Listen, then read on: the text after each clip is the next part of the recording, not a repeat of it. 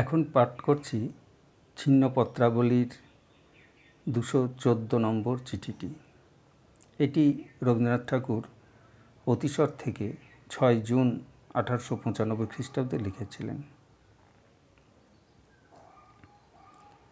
তারপরে সকলকে বিদায় করে দিয়ে সাধনার জন্যে একটা গল্প লিখতে বসেছিল। মাস তো প্রায় শেষ হয়ে এলো, তাই দৃঢ় সংকল্প করে খুব নিবিড়ভাবে মনঃসংযোগপূর্বক এই মাত্র লেখা শেষ করে ফেললুম।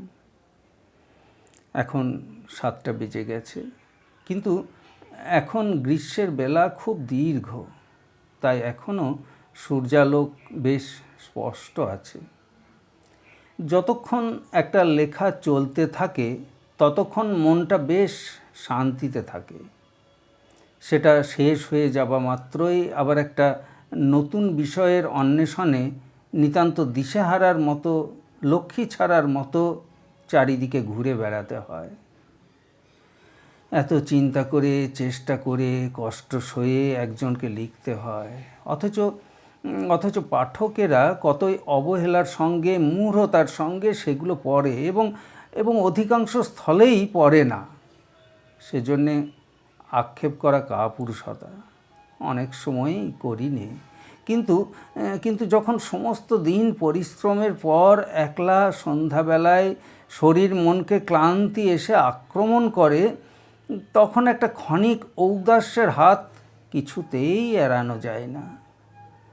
রণে ভঙ্গ দিয়ে খ্যাতিহীন নির্জনে আপন মনের মতো কাজ এবং মনের মতো বিশ্রামের মধ্যে আপনাকে সম্পূর্ণ গোপন করে রাখতে ইচ্ছে করে। মানুষের পক্ষে, মানুষের জনতার মতো এমন শান্তিজনক আর কিছুই নেই। প্রকৃতির উদারতা এবং প্রেমের গভীরতা তার একমাত্র বিশ্রামের স্থান, আর সমস্তই ক্লান্তি বহন করে আনে। সাতারা, 11 জুন 1895।